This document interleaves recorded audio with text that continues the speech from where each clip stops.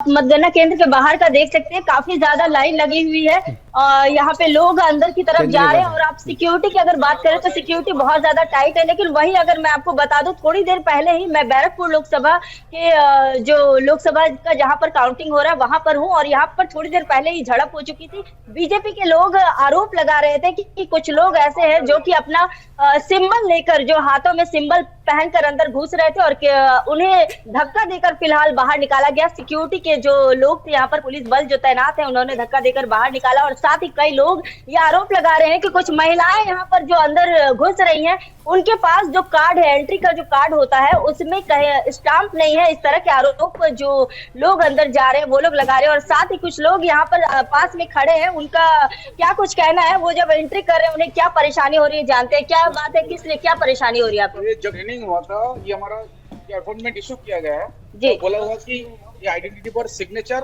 Counting centre में होगा जी, लेकिन सिग्नेचर नहीं किया। काउंटिंग के लिए यहाँ पर जब आया है हाँ, तो वो बोलता है कि सिग्नेचर नहीं होगा तो अंदर में घुसने हम नहीं देंगे। जी, तो हम बोला कि ठीक है, आप यहाँ पर लिख दीजिए नॉट अलाउड। हाँ, तो बोले हम कुछ नहीं लिखेंगे। तो मैंने बोला भी क्या, तो मैं शोकस हो जाएगा। तो हाँ, ये आपका जिम्मेदारी है, ये हमारा नहीं है।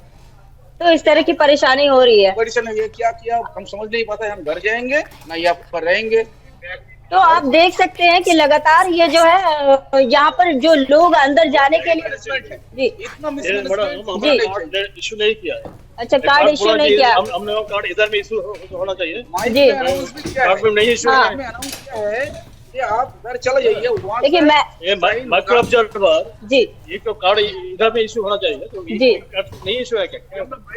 काउंटिंग माइक्रो ऑब्जर्वर, देखिए काउंटिंग के जो माइक्रो ऑब्जर्वर हैं उन्हें कहीं ना कहीं अंदर जाने के लिए रोका जा रहा है, उन्हें परेशानी हो रही है। इसको लेकर भी आरोप देखिए लगा रहे हैं। तो जो आरोप है ये लगातार यहाँ पर लग रहे हैं। लेकिन वही आप देखिए कि भीड़, जो लाइन में लोग जो लगे हुए हैं, मैं कैमरा पर्सन को कहूंगी जो कतार लगी हुई है लाइन में, उन कतारों को थोड़ा दिखाए।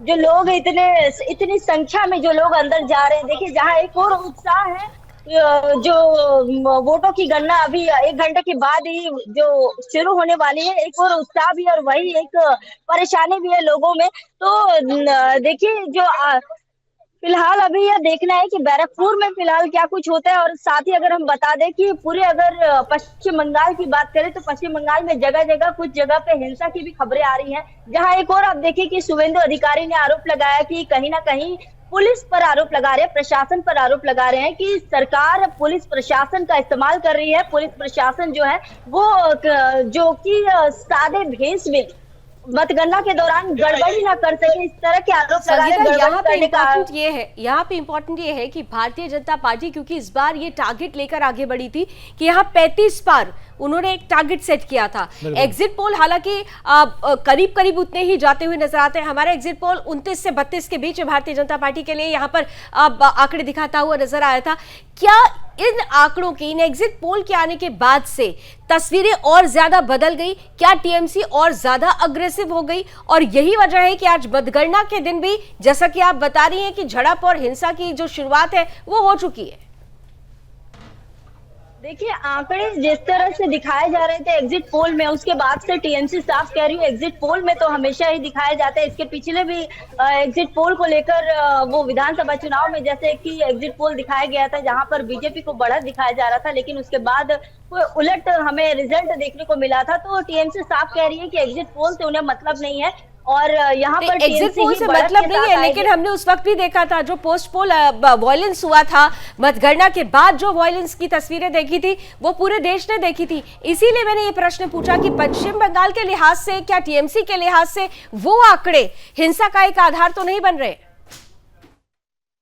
जी हाँ, देखिए आंकड़े तो हिंसा के आधार बनते ही हैं और वैसे भी पश्चिम बंगाल में हिंसा कोई बड़ी बात नहीं है। हमने पहले भी देखा है, छोटे से छोटे चाहे पंचायत चुनाव आप देख लीजिए, नगर पालिका का चुनाव देख लीजिए, विधानसभा के चुनाव में तो काफी ज्यादा हिंसा हुई थी। फिर भी इस बार अगर पिछले अगर चुनाव के हिंसा के मुकाबले की अगर बात करें तो इस बार थोड़ी कम हुई, लेकिन फिर भी रक्त रंजित होता हुआ हमें तो दिखाई पश्चिम बंगाल में किस तरह से जो यहाँ पर पहले भी हमने देखा 5वें चरण से लगातार जो है जो झड़प होना, रक्त रंजित होना, सिर फट जाना, इस तरह की घटनाएं लगातार आ रही थी। और हमने देखा है कि किस तरह से 4 दिन पहले ही 2 दिन पहले की ही बात है जब एक बीजेपी नेता की हत्या कर दी जाती है। पहले गोली मारी जाती है, उसके बाद गला काट कर हत्या कर दी जाती है गोली से जब वो बच जाते हैं। तो फिलहाल आज भी इसी तरह के आरोप देखिए जगह जगह से सुबह से ही आने शुरू हो गए हैं। जो बीजेपी के जो विरोधी दल के नेता है शुभेंदु अधिकारी ने भी आरोप लगाया। कल अर्जुन सिंह ने भी प्रेस कॉन्फ्रेंस के माध्यम से आरोप लगाया। पुलिस प्रशासन पर बड़ा आरोप लगाया कि पुलिस प्रशासन कुछ ना कुछ गड़बड़ी कर सकती है, जो कि टीएमसी का होकर काम करना चाह रही है। इस तरह के आरोप लगा रहे हैं। वहीं टीएमसी पूरी तरह से आरोपों को लेकर कह रही है ये सिर्फ एक हारने की जो है हारने के डर से इस तरह के आरोप लगा रहे हैं, एक माहौल बनाने की कोशिश की जा रही है। फिलहाल अभी आगे देखना है कि 1 घंटे बाद जब नतीजे आने शुरू होंगे तब क्या कुछ हमें देखने को मिलता है। चलिए क्या कुछ देखने को मिलता है ये तस्वीरें भी हम आपके माध्यम से देखेंगे। बहरहाल